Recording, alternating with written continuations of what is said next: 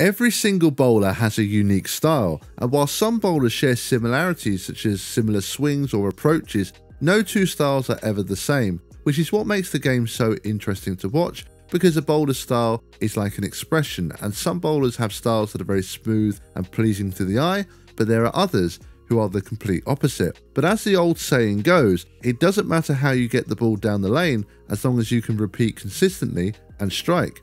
That's all that really matters. So although I've titled this video as Ugly Styles, you could also call it Unorthodox Styles too. But one thing these styles have in common is that they just look very awkward and quite quote-unquote ugly. So in this video, I'm going to look at some bowlers who have extremely unorthodox styles, because despite this, they still manage to make it work and have success. It's a little bit like when people look at a player and go, how on earth do they do that with that sort of style? Or, I have no idea how they score what they score doing what they do. But the key thing I mentioned is whether or not you can repeat shots. How it looks really does play no part if you can execute it the same way over and over again.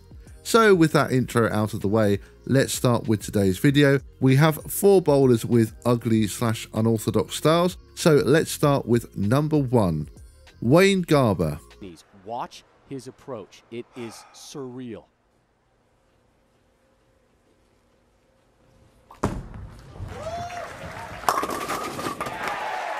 Both get late strikes.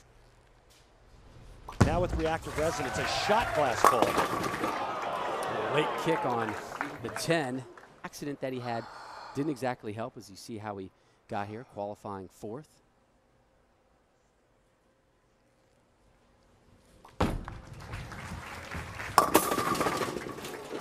Wayne Garber has without doubt one of the most unorthodox styles of all time, and the main question you ask while watching is, why does he make it so complicated?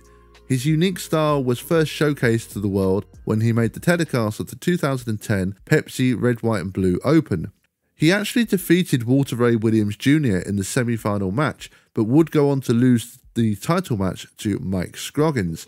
Although Garber would actually make another telecast that year, the Plastic Ball Championship, he lost his match to Walter Ray on that occasion, where Walter casually shot a 280 game with a plastic ball. But as for Garber's style, while it might be crazy to some, he has had over 100 800 series, so clearly there's something in it.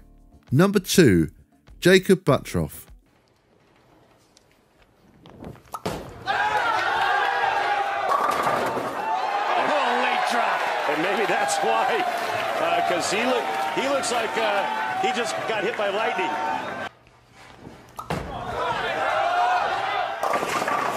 The more conventional strike. And misfits there in the back. Our friends from Portland. Gang of misfits? I mean that as a compliment. Yeah, I know. Jacob Buttroff is probably the player with the most unorthodox style on tour right now. Not only does he seem to run up to the approach, his wrist action is pretty incredible. Essentially, he has a conventional drilling, which is a key element to his approach and his style, as it allows his wrist to bend the way it does. But there's just so much going on throughout his entire approach, you do just look and wonder how on earth he can deliver the ball the same way consistently.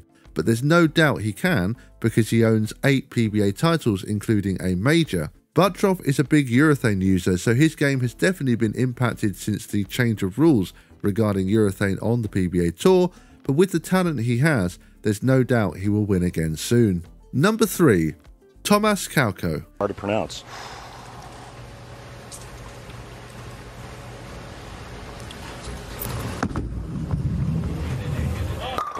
But his start.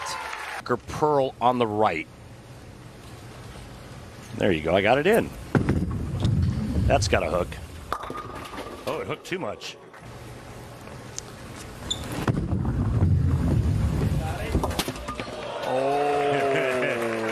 It's very surprising that Thomas Kauko doesn't get a shot clock violation on every single shot on TV, because it seems to take him an age to get through his approach. And once again, it might look a very awkward and deliberate style, but it does work. He's an extremely talented bowler, and although he's yet to win a PBA title, he has come close. He earned the #1 seed in the 2024 Delaware Classic, but did lose the final match to David Kroll. We will definitely see his unique style on TV in the future, but time will tell whether he can actually become a PBA champion. Number 4. Lou Campi. TV, but many of his outstanding bowling exploits are fondly remembered.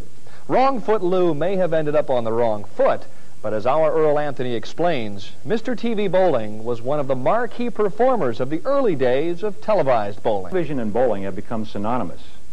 Many bowlers have become household names thanks to TV. There have been some great TV performers, but the man who really earned the title of Mr. Bowling of television is a gentleman named Lou Campi.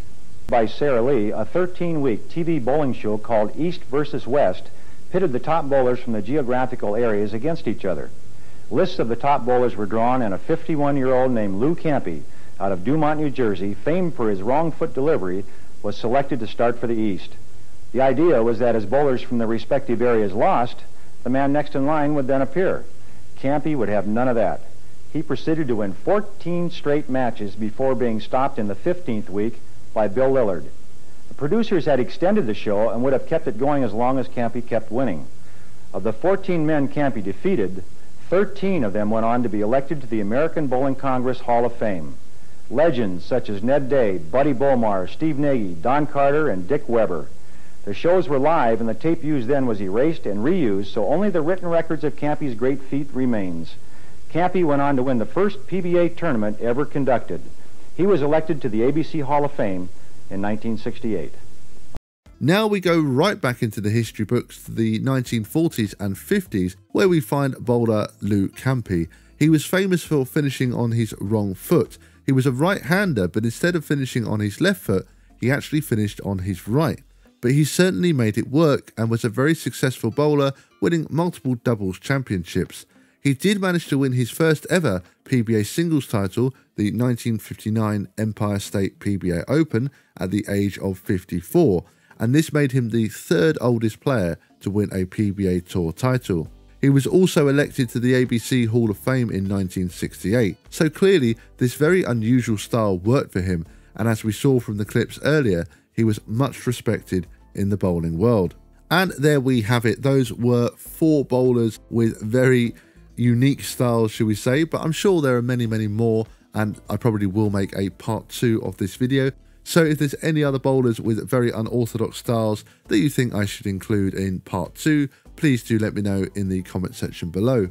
The only thing left for me is to say thank you very much for watching, and if you have enjoyed this video, I'd appreciate it very much if you would click the subscribe button below. That's going to do it from me for today, and as always, thank you bowling fans, and see you all next time.